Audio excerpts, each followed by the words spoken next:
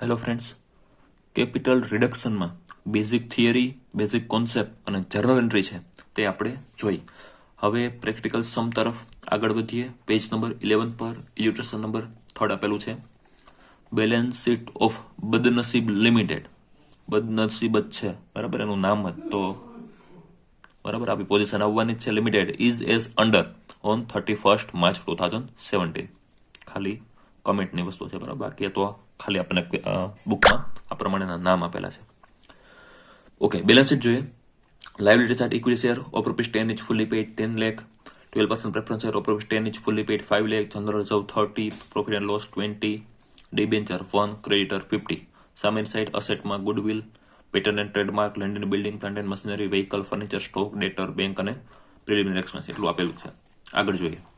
Due to adverse financial position of the company, court has approved following scheme for capital reduction.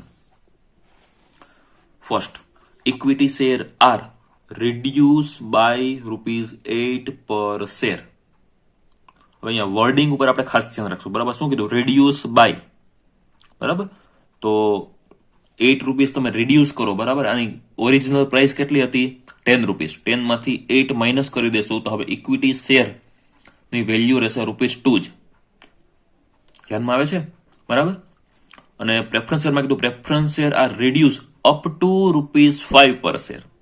Up to, અહીંયા by અને અહીંયા up to 5 means કેટલા? આની price 5 રાખવાની છે, જેટલી હોય એમાંથી ઘટાડીને 5 લઈ આવવાના, બરાબર. તો અહીંયા તો આપણને 10 છે તો આપણે 5 જ ડિક્રીઝ કરશું એટલે 5 આવશે. પણ માની લો કે એમ કીધું કે અપ ટુ ₹4, તો 10 માંથી 6 ડિક્રીઝ કરવા પડે. ઓકે. અને છતાં પણ જો ધ્યાનમાં ન આવતું હોય તો આપણને એક્ઝામમાં ગુજરાતી અને ઇંગ્લિશ બંને પેપર સાથે હોય છે, તો ગુજરાતી મીડિયમમાં જોઈ લેવું. અહીંયા ₹8 થી ઘટાડવાનું કીધું, અહીંયા 5 સુધી લઈ આવવાનું કીધું છે, બરાબર. તો આ ધ્યાનમાં રાખીને આપણે રિડ્યુસ કરશું, બરાબર. Reduce means liability side reduce થાય તો કેપિટલ રિડક્શન છે, બરાબર, તે ક્રિએટ થાય. ઓકે. ક્રિએટ મીન્સ કે ક્રેડિટ થશે capital reduction account. Capital reduction fund છે તે આપણે રેઝ કરીએ છીએ, એની માટે આ બંનેનો યુઝ કરવાનું આપણને કીધું છે.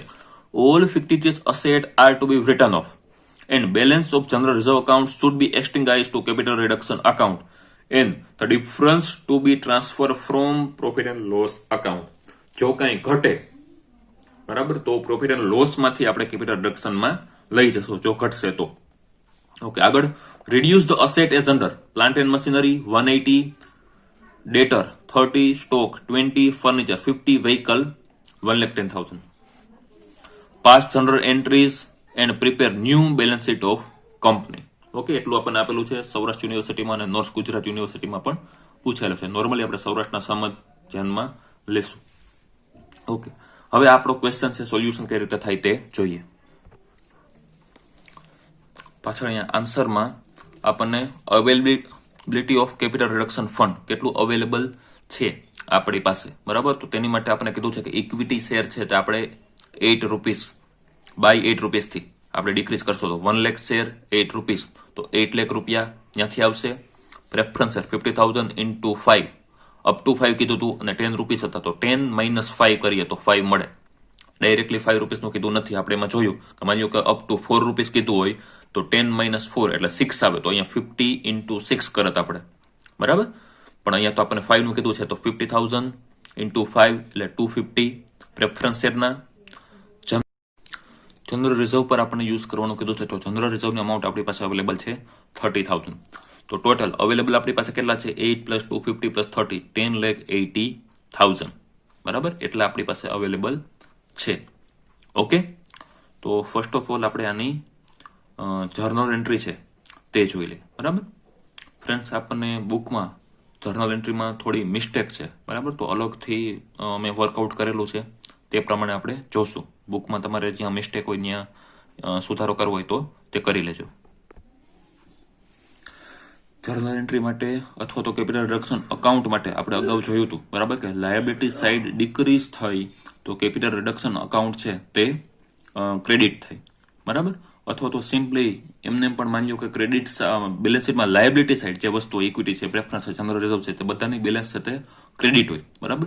તો તેને ઘટાડો, ડિક્રીઝ કરો તો તેના અકાઉન્ટમાં, ઇક્વિટી શેરના અકાઉન્ટમાં તે ડેબિટ થાય, બરાબર. તો ક્રેડિટ ક્યાં કરવાના? કેપિટલ રિઝર્વમાં. આ આપણે અગાઉ જોઈ ગયા, બરાબર. તો ઇક્વિટી શેર કેપિટલ અકાઉન્ટ આપણે ડિક્રીઝ કરીએ છીએ, તો equity share capital account debit 8 lakh, preference share capital account debit 250, general reserve account debit 30, to capital reduction fund 10,80,000, બરાબર.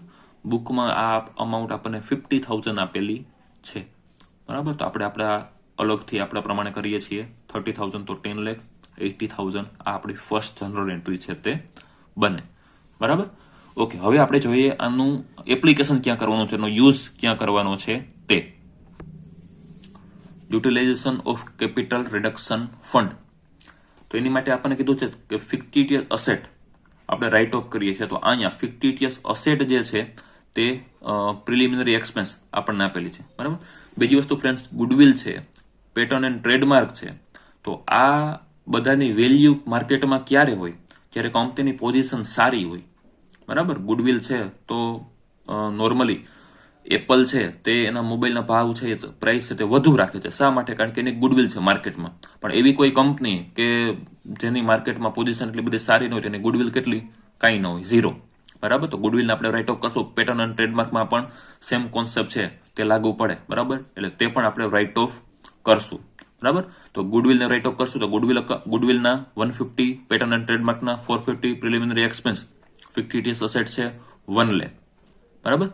ક્વેશ્ચનમાં આપણને કીધું છે કે અસેટ આપણે કેટલી ડિક્રીઝ કરીએ છીએ, બરાબર. તો decrease in plant and machinery 180, decrease in vehicle 1,10,000, decrease in furniture 50, decrease in stock 20 અને ડિક્રીઝ ઇન ડેટર 30, બરાબર.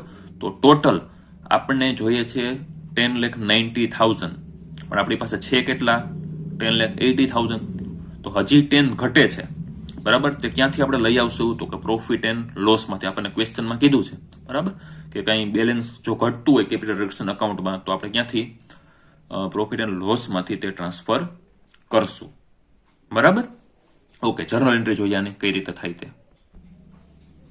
અસેટ ડિક્રીઝ કરીએ, બરાબર. તો કેપિટલ રિડક્શન અકાઉન્ટ છે તે ડેબિટ થાય, આપણે જોઈ ગયા. તો કેપિટલ રિડક્શન અકાઉન્ટ ડેબિટ, આ બધાનો ટોટલ કરશું છેલ્લે.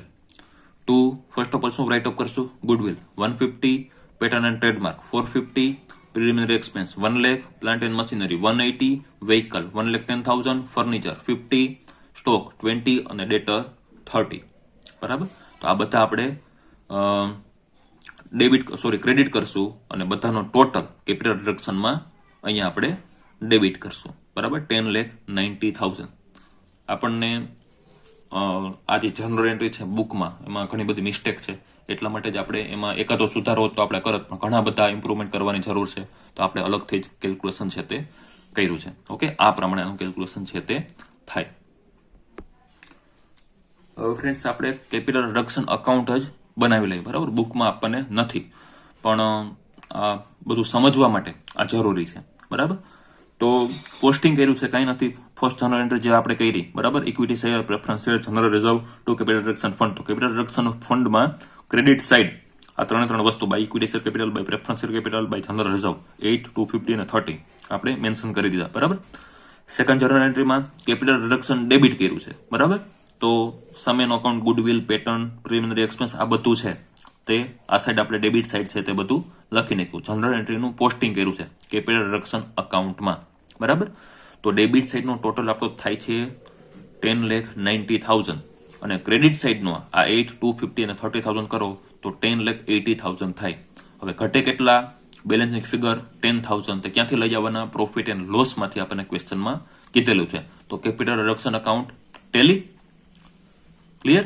બે સાઈડ 1090, 1090. તો આની જનરલ એન્ટ્રી આપણે કરવી પડે, બરાબર. કેપિટલ રિડક્શન ક્રેડિટ કર્યું, પ્રોફિટ એન્ડ લોસ છે તે ડેબિટ થાય, બરાબર. જોઈએ, profit and loss account debit 10,000 to capital reduction fund 10,000, બરાબર. તો આ પ્રમાણે આની જનરલ એન્ટ્રી છે તે થાય, બરાબર. અને છેલ્લે પ્રોફિટ એન્ડ લોસની આપણને ટોટલ બેલેન્સ શીટમાં આપેલી છે 20,000. તો એમાંથી 10,000 તો આપણે કેપિટલ રિડક્શન ફંડમાં ટ્રાન્સફર કર્યા. હવે બેલેન્સ કેટલી વધી? 10,000. તો તેને આપણે કેપિટલ રિઝર્વમાં ટ્રાન્સફર કરશું. તો profit and loss account debit 10,000 to capital reserve account 10,000. આ પ્રમાણે જર્નલ એન્ટ્રી છે તે થાય. બરાબર. હવે પ્રોફિટ એન્ડ લોસ ક્લોઝ થઈ ગયું. બરાબર. 20 હતા તો 10 કેપિટલ રિડક્શનમાં જવા દીધા, 10 કેપિટલ રિઝર્વમાં જવા દીધા. તો બેલેન્સ શીટમાં હવે પ્રોફિટ એન્ડ લોસ ક્યાંય આવશે નહીં. બરાબર. ડાયરેક્ટલી કેપિટલ રિઝર્વ છે 10,000 તે આવશે, બાકીનું કંઈ નહીં આવે. બરાબર. ઓકે. તો આ પ્રમાણે જર્નલ એન્ટ્રી થાય. આપણી બુકમાં થોડી મિસ્ટેક છે. બરાબર. તો એ આપણે ધ્યાનમાં લેતા નથી. હવે આપણે બેલેન્સ શીટ જોઈએ. અહીંયા આપણને બેલેન્સ શીટ છે તે આપેલી છે વર્ટિકલ ફોર્મેટમાં. શેર હોલ્ડર ફંડમાં share capital issue and paid 1 lakh equity share each of ₹2, કારણ કે 8 તો આપણે ડિક્રીઝ કરી દીધા. બરાબર. તો 1 લાખ ઇન્ટુ 2 એટલે 2 લાખ અને 50,000 10% પ્રેફરન્સ શેર ઇચ ઓફ ₹5, કારણ કે 5 સુધી આપણે લઈ આવવાનું કીધું હતું. બરાબર. તો એમાં પણ આપણે 5 ડિક્રીઝ કર્યા. તો 50,000 ઇન્ટુ 5 250, ટોટલ 4,50,000. રિઝર્વ અને સરપ્લસ, તો જનરલ રિઝર્વ છે, પ્રોફિટ એન્ડ લોસ છે, તે બધું આપણે ટ્રાન્સફર કરી દીધું. તો રિઝર્વ અને સરપ્લસમાં હવે છે શું? ખાલી કેપિટલ રિઝર્વ. આ પણ કયા? લાસ્ટ આપણે જનરલ એન્ટ્રી કઈ રીતે પ્રોફિટ એન્ડ લોસમાંથી કેપિટલ રિઝર્વમાં ટ્રાન્સફર કર્યા તે 10,000 છે. બરાબર. બાકી કઈ એકઈ બેલેન્સ આવશે નહીં. નોન કરંટ લાયબિલિટી, તો એ તો ડિબેન્ચર આપણે હતા. બરાબર. 1 લાખ એ કરંટ લાયબિલિટી ક્રેડિટર 50,000. બરાબર. તો ટોટલ 6,10,000. અસેટ જોઈએ. બરાબર. નોન કરંટ એમાં ફર્સ્ટ ઓફ ઓલ ફિક્સ. તો લેન્ડ એન્ડ બિલ્ડિંગ, હવે એમાં કઈ ડિક્રીઝ કરવાનું કીધું નથી. તો 250 ના 250. Plant and machinery, plant and મશીનરીની વેલ્યુ બેલેન્સ શીટમાં 3 લાખ હતી, 180 ડિક્રીઝ કરવાનું કીધું. તો હવે કેટલા? 120. વ્હીકલ 180 હતા, 1,10,000 ડિક્રીઝ કરવાના કીધા તો 70. ફર્નિચર 90 નું હતું, 50 ડિક્રીઝ કરવાના કીધા તો હવે 40. બરાબર. બાકીનું કાંઈ છે, ગુડવિલ છે, પેટર્ન, ટ્રેડમાર્ક, એ બધું આપણે રાઇટ ઓફ કરી દીધું. પ્રિલિમિનરી એક્સપેન્સ એ કંઈ આવશે નહીં. બરાબર. નોન કરંટ ઇન્વેસ્ટમેન્ટ એમાં કંઈ નથી. બરાબર. તો નોન કરંટ હવે અસેટ, નોન કરંટ અસેટમાં સ્ટોક 70,000 છે તે હતો. બરાબર. એમાંથી 20 આપણને માઇનસ કરવાનો કીધો તો 50,000.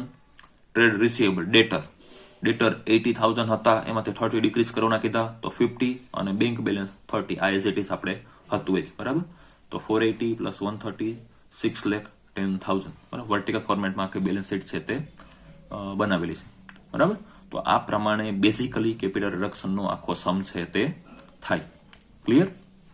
ઓકે. કંઈ ક્વેશ્ચન હોય તો પૂછજો. Thank you.